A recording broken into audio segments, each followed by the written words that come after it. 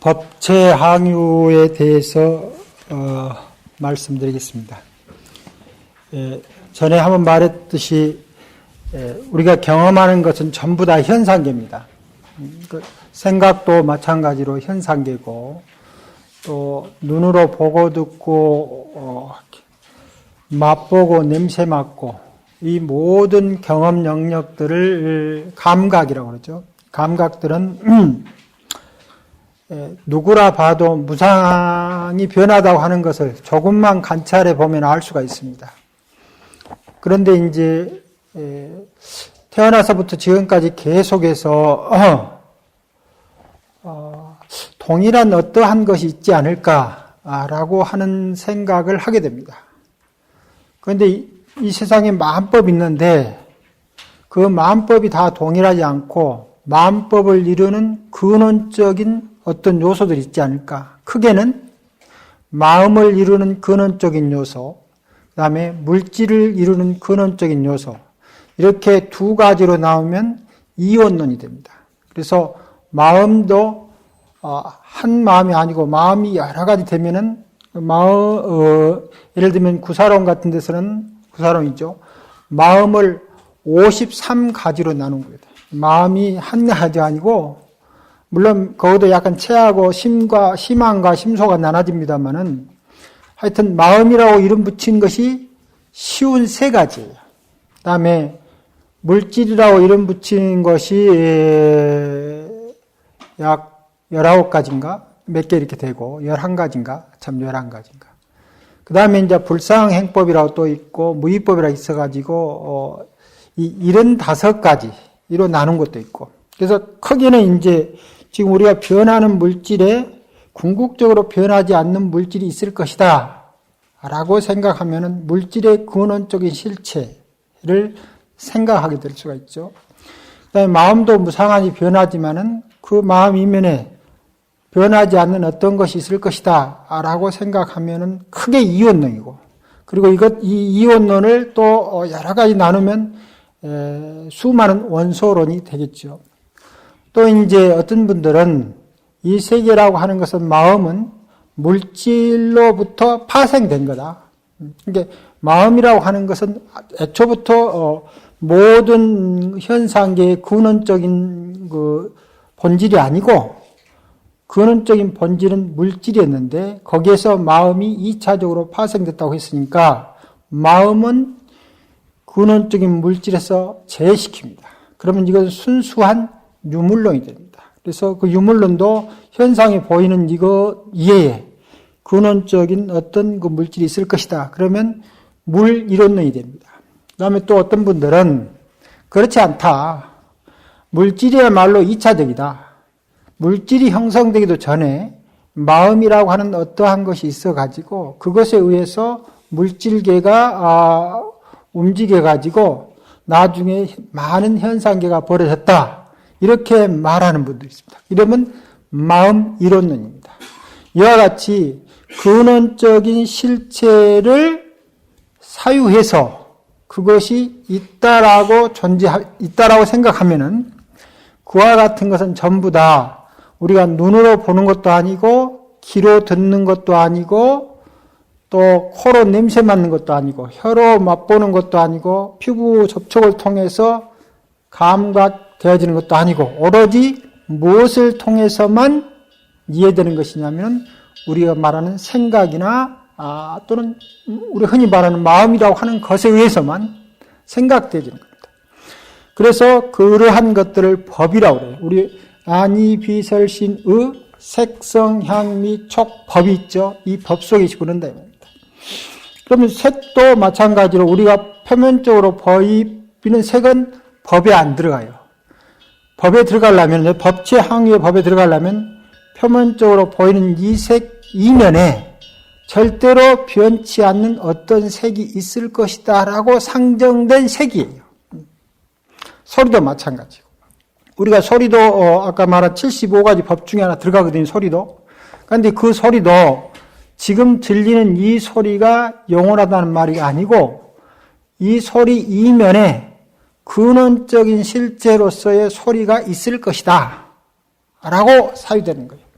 그래서 법체라고 하는 것은 우리가 일상의 감각 경험 영역으로 보여지는 것이 아니고 순수한 사유에 의해서 정해진 것들이에요. 그리고 그러한 것들은 항상 있다라고 말합니다.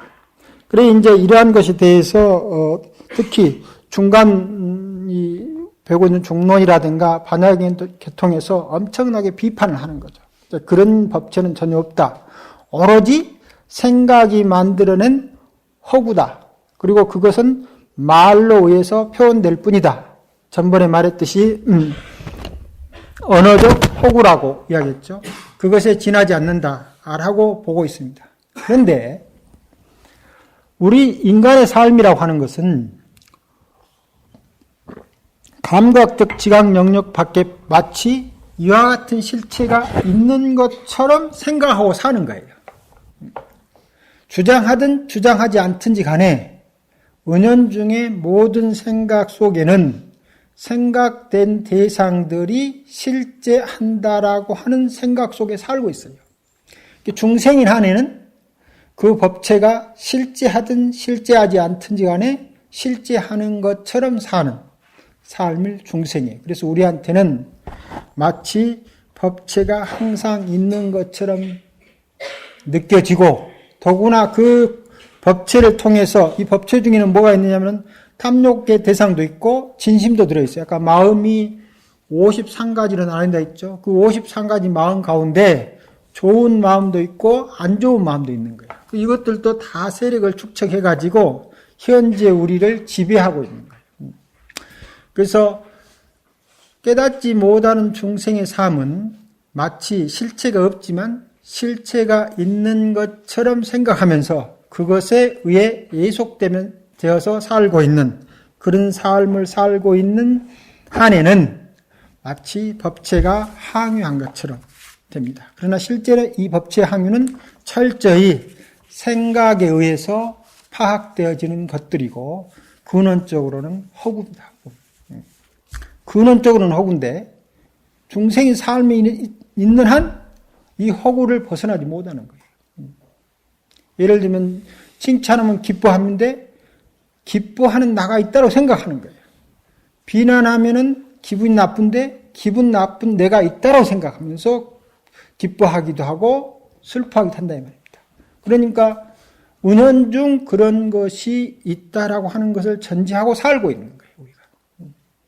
우리가 유의법으로 그 자체가 실상을 갖지 않음에도 불구하고 중생인 한은 그것을 벗어나지 못하고 살고 있는 그런 것이 되겠습니다.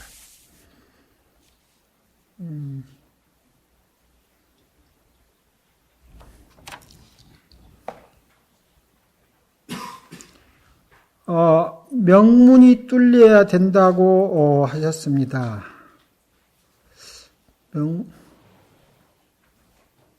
명문을 이 말이 무슨 말이 명문이 뚫려야 된다고 했는데 뚫어야 하며 어떻게 뚫어야 하며 뚫려질 때는 어떻게 알 수 있습니까? 이제 사람이 천차만별이다 보니까 그 수행하면서 느껴지는 그 경험 영역들이 아주 다양합니다. 어떤 사람은 생각으로 많은 일들이 벌어져요.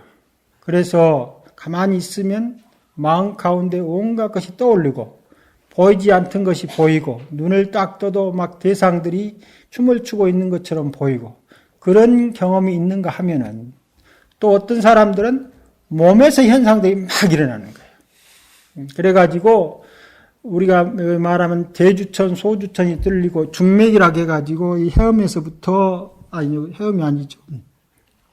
두정에서부터 헤엄까지가 완전히 푹 뚫려본 사람이 있어요. 그런가 하면은 이 차크라라고 해서 두정, 이마, 목, 가슴, 여기 배 이렇게 하고 쭉 헤엄일까지 7개가 또 툭툭 뚫리는 게 있어요. 이와 같이 어떤 사람들은 또 몸에서 그런 것이 나타나는 거예요. 그래서 수행을 하다 보면은 이러한 것을 꼭 뚫리려 한다는 상관없이 저절로 집중이 되는 상태에서 또는 어떨 때는 자기가 하려고도 않고 턱 앉아있는데 갑자기 그런 것이 나타나는 거예요. 그리고 몸에서 느껴지는 감각들도 천차만별입니다. 이 몸이 있는 것 같기도 하고 없는 것 같기도 하고 일부만 있는 것 같기도 하고 일부는 사라지고 일부에는 희한한 일이 일어나고 일부는 희한한 일이 일어나면서 온갖 몸에 이런 일이 발현되는 거예요. 그런 것도 다 우리가 의식이나 다른 일상 경험 속에서 특별한 인연 상태에 들어갔을 때 그런 것이 발현되는 거예요. 그렇게 발현된 것도 무엇이냐면은 그냥 우리가 일상에 이런 인연이 아니고 다른 인연 상태에 있는 것에 지나지 않는다 이 말입니다. 그러니까 그런 특별한 현상이 일어난 것이 우리 일상의 경험보다 굉장히 뛰어난 것도 아니고 다만 그것은 많은 사람들이 경험하지 않으니까 귀한 것처럼 보여서 엄청나게 이렇게 굉장한 것처럼 보이지만 지나놓고 보면은 그것도 다 별거 아니에요. 머리에 꽃이 피고 가슴에 막 문이 열리고 막 이런 현상들이 일어나도 오래간 사람은 뭐 몇 년씩 하는 사람도 있고 또 어떤 사람은 그런 일이 있다 또 일주일마다 사라진 사람도 있고 그런 것들도 다 수행하는 과정 중에서 나타날 수도 있고 안 나타날 수 있는데 안 나타난다고 해서 수행이 덜 된 것도 아니고 나타난다고 해서 수행이 더 잘 되는 것도 아니고 궁극적으로 수행의 완성은 우리가 가지고 있는 아까 마음으로 사유된 실체에 대한 개념들이 다 사라졌을 때만 수행의 완성이라고 말하는 것이지 몸과 마음에 일어난 특별한 현상을 통해서 수행의 척도로 삼지 않습니다. 물론 이건 불교의 일반적인 경론에서 하는 이야기입니다. 그러나 다른 데를 말하는 분들은 또 다른 이야기를 할 수 있겠죠. 아마 제가 명문을 뚫어야 한다라고 하는 이야기를 했는지 안 했는지 모르겠습니다만은 이것은 그렇게 크게 중요한 이야기는 아닙니다.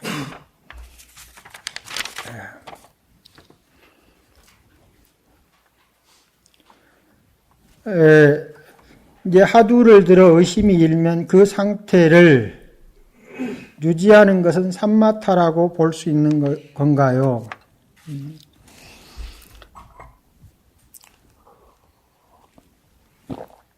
하두 일념이라고 하는 것은 아까 말한 대로 예를 들면 왜 조주 스님은 무라고 했을까? 한때 그 가운데 뭐가 들어있습니까? 왜라고 하는 의식 관찰의 내용은 사라지지 않는 거예요. 그러니까 왜 무라고 했을까? 그러니까 무 하는 것 속에 그냥 무만 있으면 그것은 우리가 삼마타적 특성이 강해요. 그런데 왜 무라고 했을까? 라는 의문이 들어가 있어야 돼요. 그러니까 화두라고 하는 말은 그 의문이 들어가 있는데 이 의문이 무엇을 don발시키냐면은 관을 don발시켜요.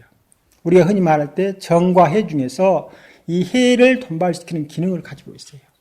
그래서 왜 무라했을까? 즉 조주스님 아까 옥수수가 가르쳐 주듯이 조주스님은 어떤 마음으로 무락했을까? 자, 그러면 내가 이제 이러이러해서 무락했을 것이다 라고 생각을 할 수 있죠. 그러나 그것은 조주스님의 마음이 아니죠. 아직. 내가 이렇게 생각한 거죠. 그러니까 이것은 조주스님이 무라고 하는 마음이 나한테 개헌되는 게 아니에요. 자, 또 오늘날 이렇게 생각을 하는 거죠. 야, 이렇게 해서 조주스님이 무라고 했을 것이다. 그러면 이것도 내가 스스로 묻고 내가 지금 답하고 있는 거죠. 그러니까 이것도 아직까지는 조주스님의 마음이 아니에요. 내 마음이 지금 그렇게 하는 거예요.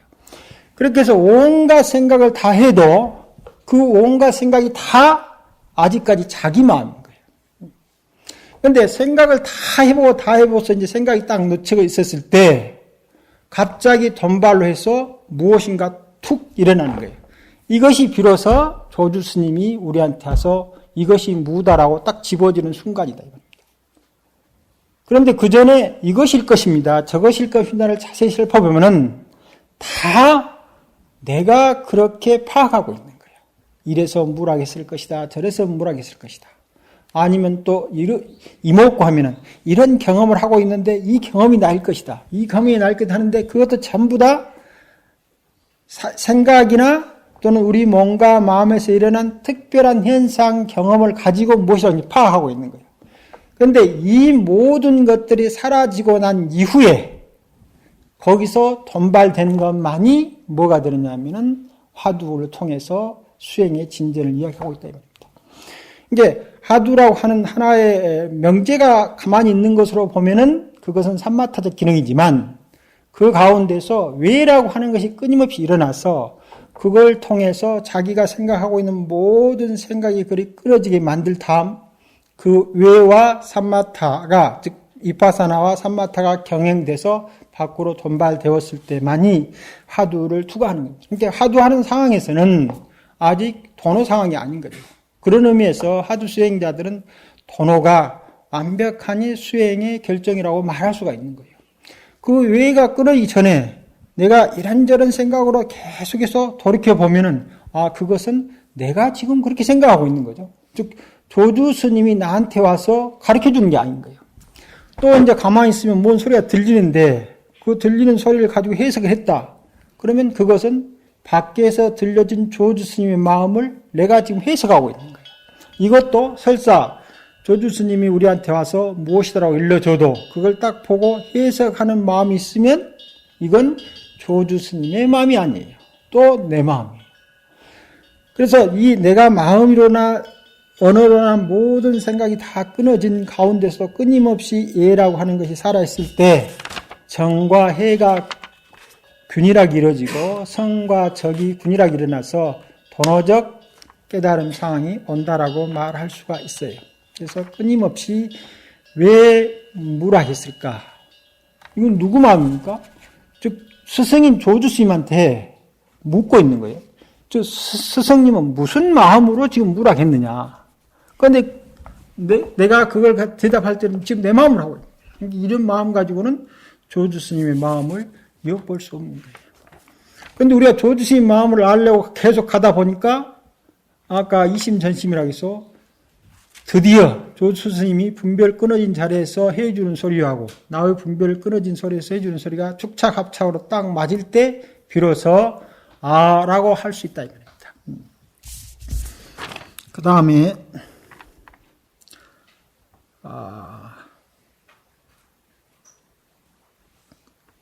이제 하두를 하시는 분들은 그냥 하두 마음 상태가 일어나가지고 그냥 지켜보다가 한 두세 번 이렇게 이제 그 일어난 상태를 이렇게 마치 한 번, 두세 번 들여다보는 식으로 들여다보다가 다시 그냥 하두로 가는 거죠.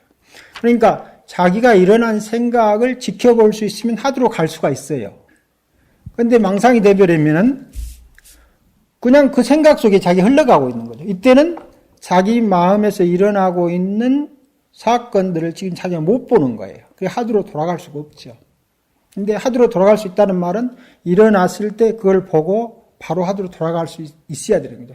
그렇지 않고 그 기간이 길어지면은 다시 하두 챙기기가 어려워지는 거죠. 그래서 하두 챙길 때는 어떤 것이 일어나면은 쭉 한번 두세 번 이렇게 지켜보고 다시 하두로 들어가면은 거기에서는 자기가 살아있는 거죠. 그런데 만일에 이제 그렇게 가지 않으면은 끄달려가는 그런 힘이 강해지는 거죠. 의심 상태를 유지하다가 졸음에 떨어지거나 졸지는 않은 것 같은데 시간이 멀리 흘러간 경우가 종종 있습니다.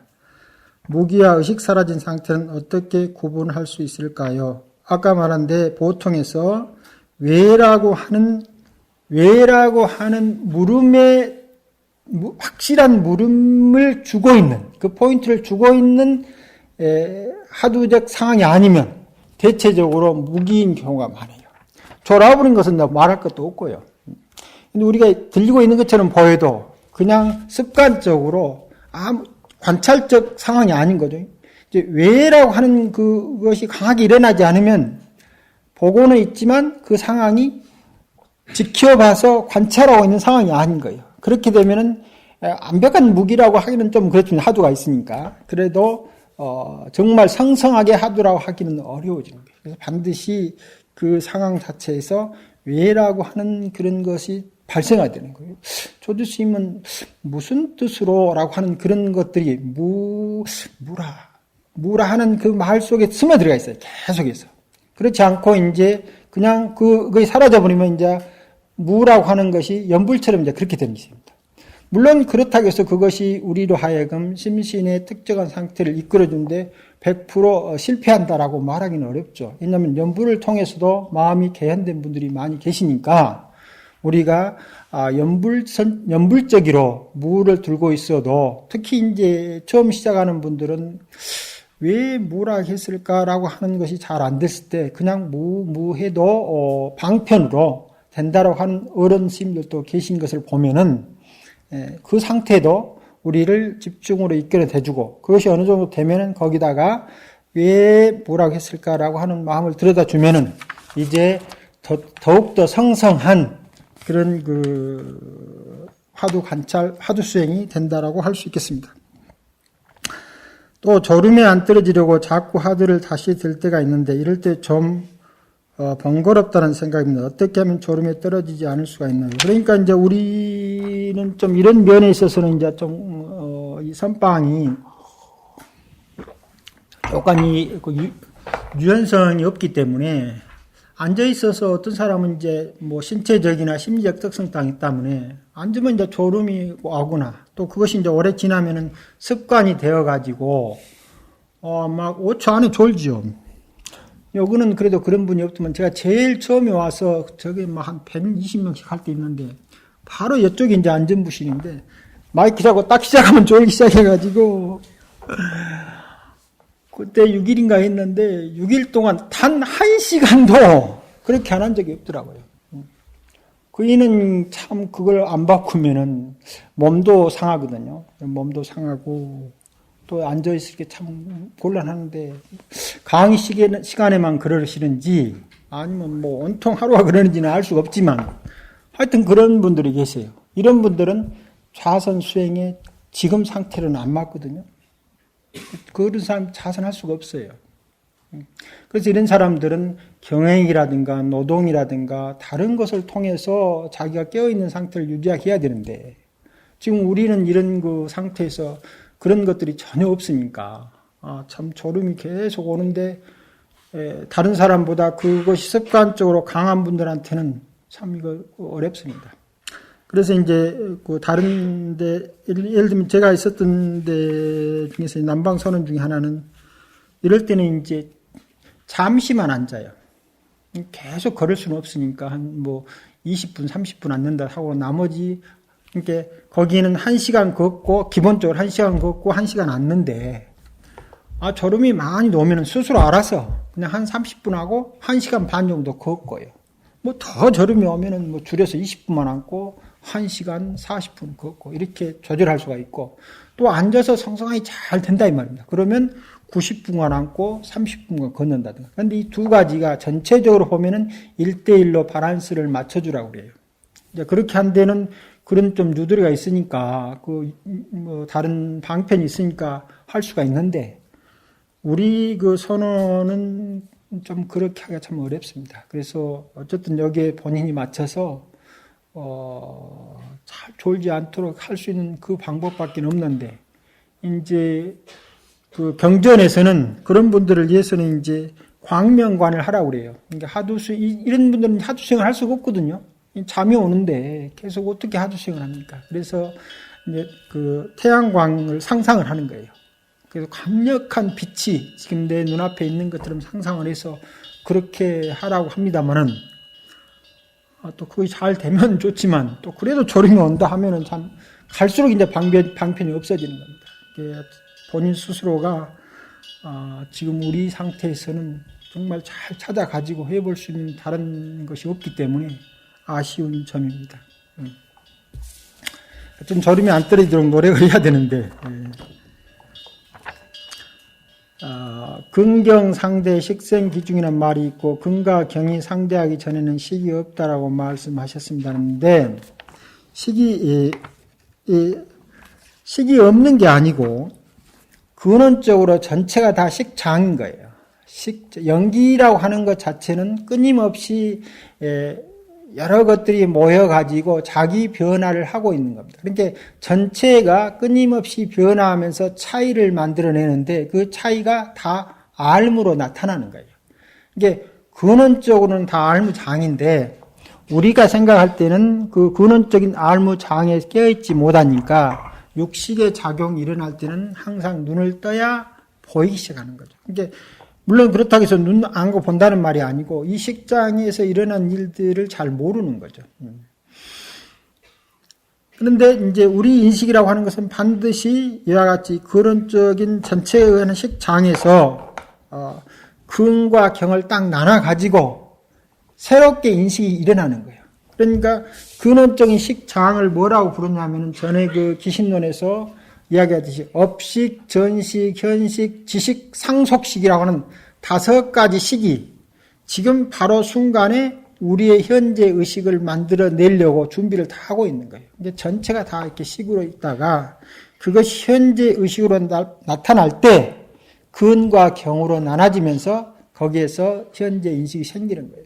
그러니까 바로 전찰나까지 발생한 전체적 장에서 연기적 알매의 관계 그 자체가 식인데 그걸 이해하지 우리가 그걸 통해서 아는 게 아니고 그것이 우리한테 작용할 때는 그 상태에서 근과 경이 딱 나눠지면서 현재 의식이 발생하는데 이 근과 경을 나누는 것이 누가 나누냐면은 바로 전찰나까지의 모든 의식 상태가 현재 의식을 만들어낼 때 서로 이렇게 나눠져요, 2개가. 그래가지고 근과 경이 새로 생긴 것처럼 그렇게 느껴질 뿐이죠. 선후가 없습니다. 그 다음에 또 지금 이 식이 마찬가지로 다음 근경을 계속 만들어가서 근경이 현재식을 만들고 현재 만드는 식이 다음 찰나의 근경을 만들고 이렇게 해서 끊임없이 식이 유전상속해 가는 것을 아리아식 연기라고 그렇게 이야기를 하고 있습니다. 근데 여기서 식이 없다고 하는 말은 방금 말하는 현재 의식이 일어나기 바로 직전인데 근과 경이 나눠지면 바로 현재 의식이 형성되는 거죠. 식이 없는 순간은 제6식 같은 경우는 깊은 잠이 들 때는 이 식이 없어요. 6식은. 그 다음에 제7식은 이제 수행이 깊어져 가지고 악연이 사라질 때 제7식이 작용하지 않고 제8식은 아라한이 될 때 식이라는 말이 사라져요. 그러니까 알미라고 하는 말이 그때부터는 이제 지혜라고 바꿔서 전식 득지라고 그렇게 불러요.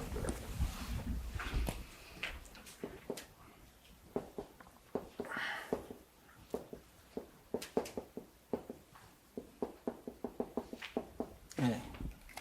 그러나 실제 이치도 식이라고 하는 말하고 다름이 없죠. 다만 때다름을 통해서 이루어진 식의 활동이라 해서 그 전에 중생의 입장에서 발현되는 즉 자성을 가지고 망분별하고 있는 식하고 공성에서 분별하고 있는 식하고 차이를 주기 위해서 다만 지혜라고 부를 뿐이죠. 우리한테는 식이 없어지는 경우가 단 한 번도 없는 거죠.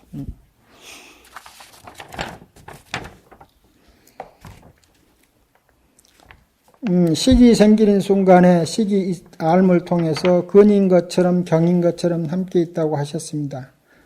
경을 만나면 근의 끊임없는 자기 변화가 촉으로 나타나고 촉이 있으면 암이 있다고 했는데 이에서 1, 2, 3, 4에 있는 근경식 3가지를 놓고 볼 때 어떤 때는 근이 먼저 있기도 한 것 같고 어떤 때는 식이 먼저 있기도 한 것 같습니다. 이 3가지가 시간차를 두고 있는 것이라면 그 순서가 이 3가지가 시간차가 없습니다. 왜냐하면 시간이라고 하는 것을 만들어내는 것이 시간을 만들어내는 것이 식이 하고 있는 일이에요.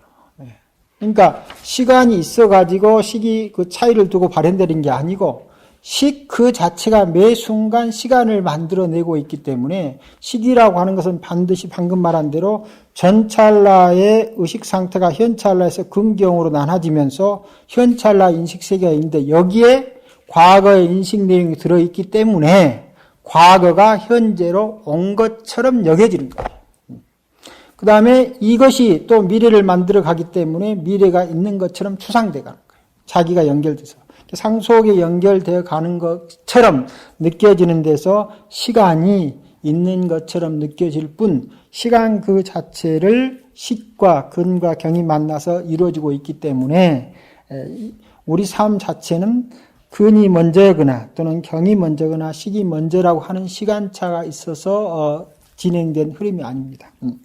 다만 이와 같은 그 이론에는 이제 이 세 개의 식이라고 하는 것이 어떻게 발생되느냐 하는 이론에는 크게 네 종파의 다른 것이 있습니다. 하나는 식 이론론이 있고 또는 근경론이 있습니다. 세 번째는 근경과 자증분이라고 하는 것을 설치해서 식을 한 데가 있고 하나는 한 군데는 근경, 자증, 증자증분이라고 하는 네 가지 경우를 설정해서 인식이 발생하고 있다라고 이야기하는 그런 파들이 서로 달리 있기 때문에 근경이라고 이야기하는 분도 있고 아니면 근경 자체를 애초부터 무시하고 오직 근도, 경도 전체가 다 식 그 자체일 뿐이다라고 말하면 거기에는 근경이라는 말 자체를 쓰지 않아도 설명하는 부분 그런 학파도 있습니다.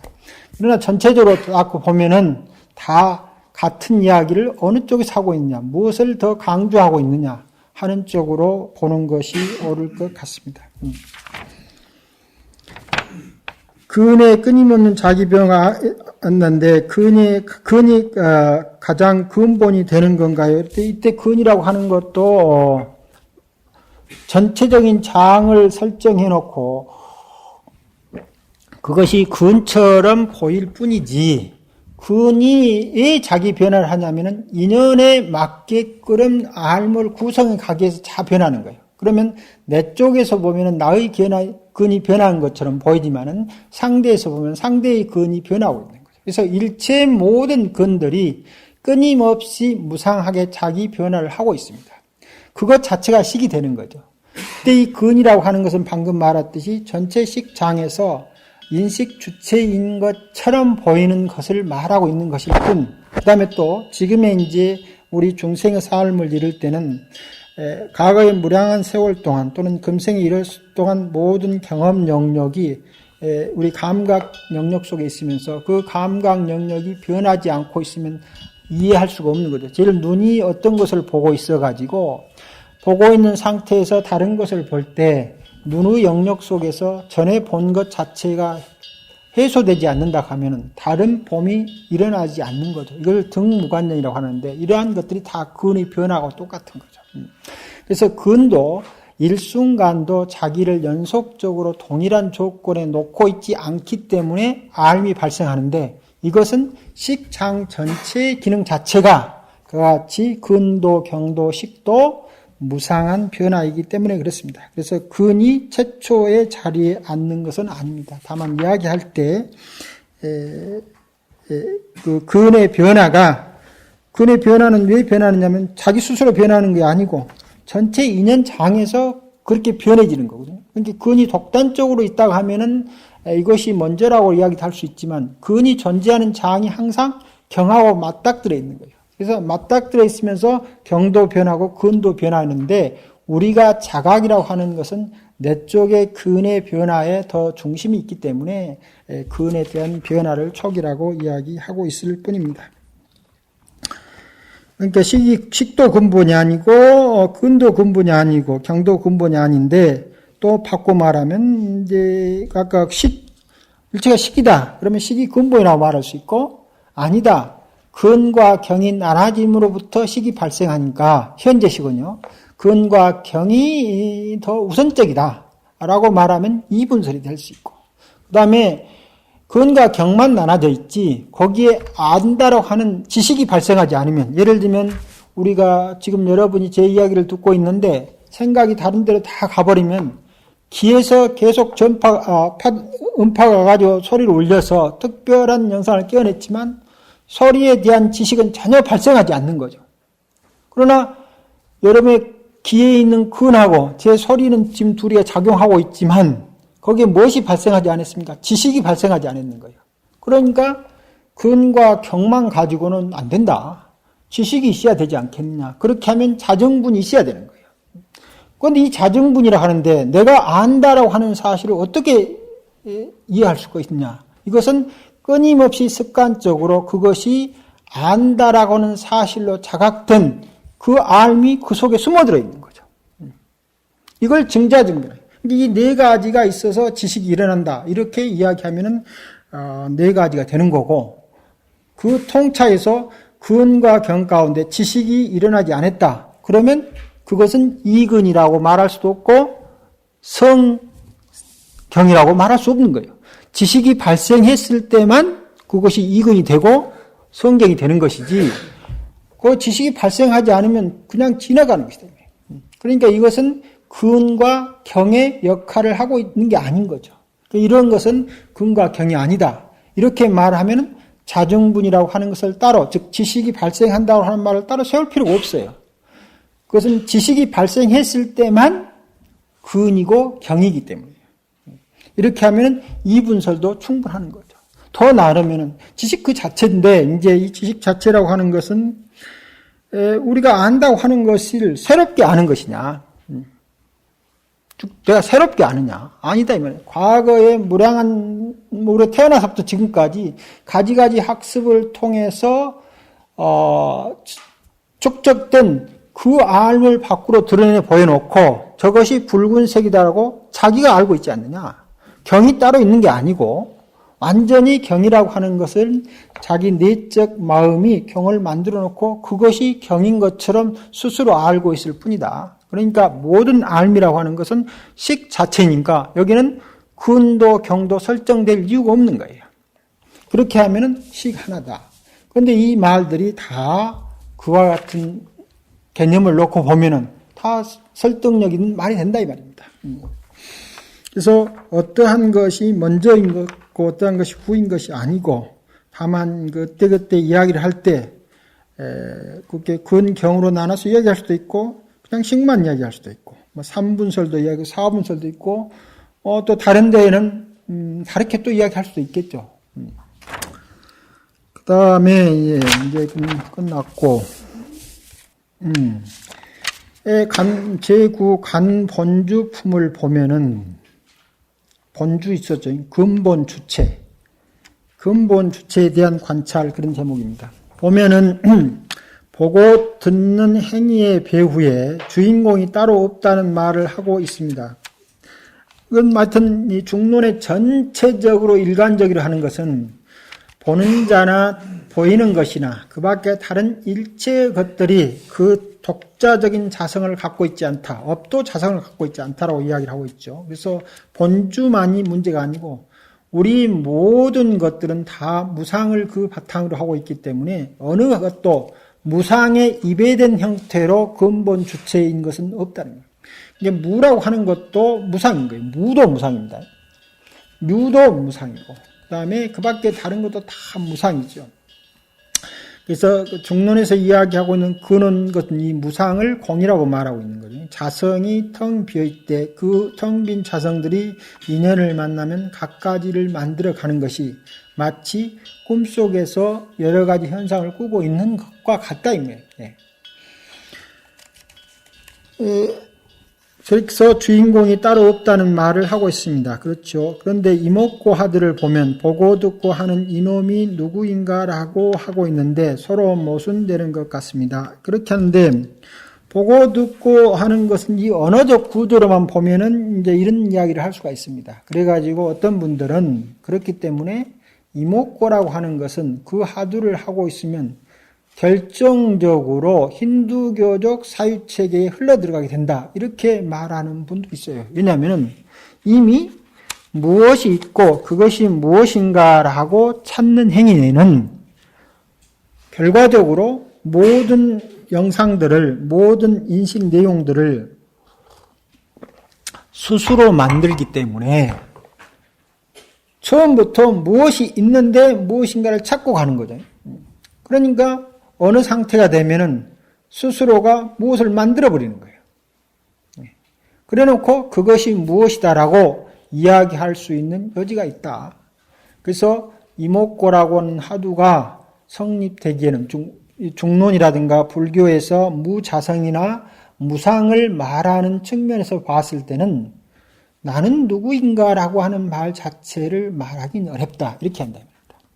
그런데 옛날에 신이라든가 그 다음에 나라든가 이런 것들을 이야기할 때 오래전에는 우리가 감각적 지각 영역에서 경험되는 것이 훨씬 더 먼저요. 그래서 물을 마시고 있는 것이 나다 그래서 이게 언어 표현상 내가 물을 마시고 있다고 하면은 주체적 자아가 있고 그것이 물을 마시고 있는 것처럼 생각했는데 동서양을 만나라고 옛날에는 물을 마시고 있는 것이 나다 그랬어. 그러니까 경험적 주체가 모든 것이 나다요. 신도 마찬가지야. 신도. 신이 꽃을 만드는 게 아니고 꽃이 피는 것이 신이다 그렇게. 그래서 이 언어 구조가 전적으로 딱 달라지는 거예요. 그러다가 이제 점점 이 계속해서 물을 마시는 것이 나다. 생각하는 것이 나다.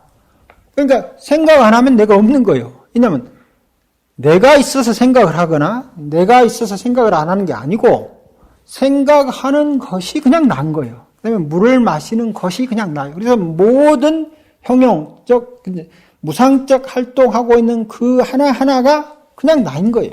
그러니까 지금 자기가 감각 영역에서 또는 행동 양장에서 느껴지는 그 모든 하나하나가 다 나였는데 이것이 역정이 딱 돼가지고 주체적 자아가 그런 것을 하고 있다고 생각하는 거예요.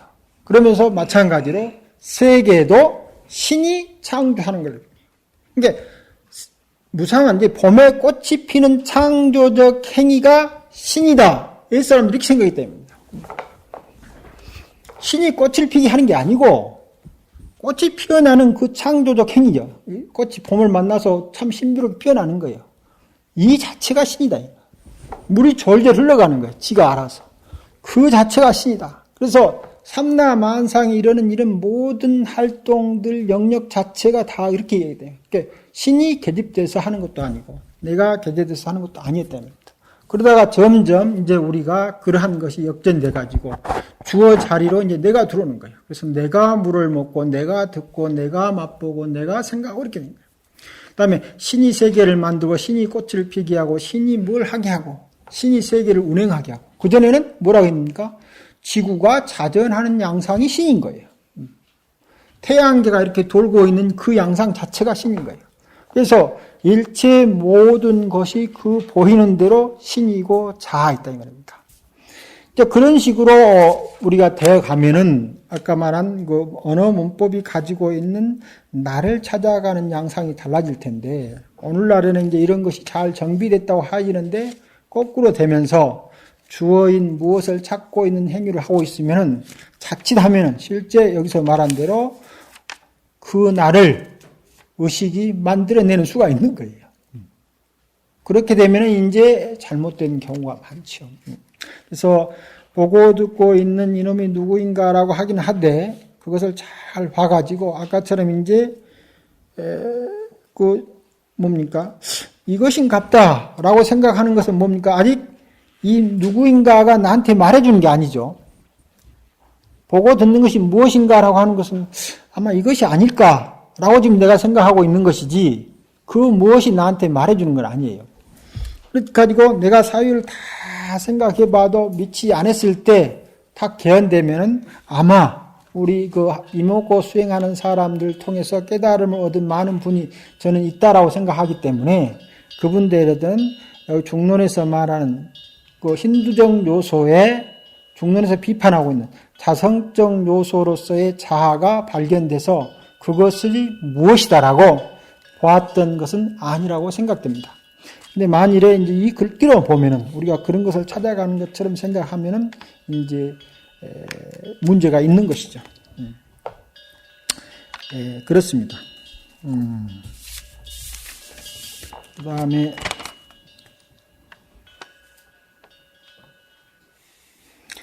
어떤 것이 본래 면목인가 하면서 화두를 들 때 눈물이 하염없이 주르르 흐르는 것은 왜입니까?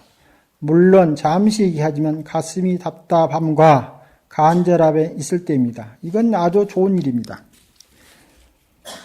이 눈물이라고 하는 것이 딱 그러면은 우리 몸에서 우울증을 유발시키는 그 효소가 발생했을 때 우리가 우울해지는데 눈물을 싹 처음에 흘리면은 그 눈물 속에 가슴이 답답하고 심리가 답답하고 무엇을 답답하게 하는 전기 화학적 신호를 만들어내는 효소가 눈물을 통해서 싹 빠져나와 버려요. 운다는 행위 자체가 굉장히 사람들한테 좋은 행위가 됩니다. 그런데 남자들은 못 울어요. 못 우니까, 물론 그 한 가지만 합니다만, 못 우니까 안쪽에다 그런 걸 다 축적해서 평균 연령에서 8년을 못 사는 거예요. 눈물만 잘 흘려도 내적으로 가지고 있는 이런 스트레스가 쏙 빠져나가는데, 처음에 눈물 흘릴 때 그 눈물을 가지고 전부 조사를 해봐요. 해보면 그 눈물 속에 우울증과 심리적 편안하지 못한 상태를 유발시키는 물질이 발현되는 것이. 마음이 이상 딱 되면 몸에 그런 물질이 발현돼요. 근데 생각이 딱 떠오르면 그 생각만 있는 게 아니고 그 생각이 여러 가지 조건을 통해서 이제 전기화학적 신호로 바뀌는 거예요. 그럼 전기화학적 신호를 받아가지고 몸 안에서 그 영양소를 통해가지고 물질들을 만들어내요. 그 물질 만들어낸 가운데 우울한 생각이 들 때는 우울함을 유발시키는 물질을 만들어내는 거예요. 그런데 울면은 처음에 그 눈물 속에 그 물질이 싹 빠져나와요.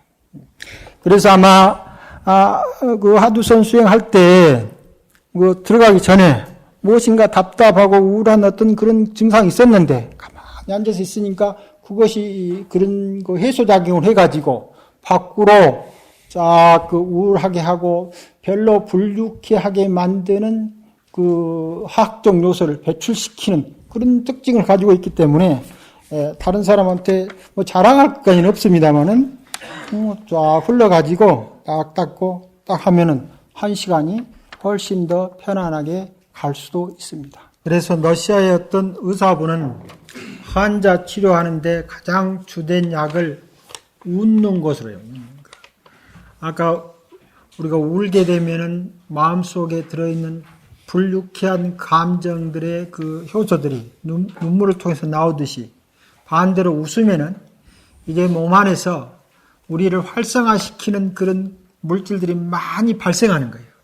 그래가지고 웃기만 해도 그것이 약을 먹는 것보다 더 큰 효과를 내기 때문에 요즘에 이제 우리 사회에도 웃음 명상센터, 울음 명상센터 이런 것이 막 생기는 거예요. 그런데 훨씬 오래 전에 인도의 라지니시 센터에서는 그런 방들이 다 따로 있어요. 우는 방, 웃는 방, 막 거기 가서 마음대로 뛰는 방들, 그런 것들이 해소돼서 마음 집중을 도우는데 큰 역할을 하기 때문에 그런 것들을 만들어 놓고 있습니다. 남성들은 그런 면에서 잘 웃지도 못하고 잘 울지도 못하고 해가지고 좀 그 전 세계의 그 통계로 아까도 말했지만 8년이라고 하는 세월이 빨리 죽어요. 근데 가장 큰 원인이 그런 것들 중에 하나라고. 가족을 부양하고 뭐 힘을 가지고 이런 것들이 주는 스트레스가 굉장히 많은데 그것을 푸는 방법조차 웃지도 못하고 울지도 못하는 그런 것들이 요즘에는 이제 좀 바뀌어가지고 그런 것들이 남자들의 허물이 아니다라고 하는 것이 이제 사회적 인식 속에서 많이 형성돼 있으니까 뭐 시도 때도 없이 울고 울으면 문제가 되겠지만은 적당한 그런 것이 있고 싶으면 좀 저 멀리 산에 가가지고 실컷 울기도 하시고 실컷 웃기도 하고 하는 것이 아주 좋습니다. 자, 10분간 쉬었다가 계속 하겠습니다.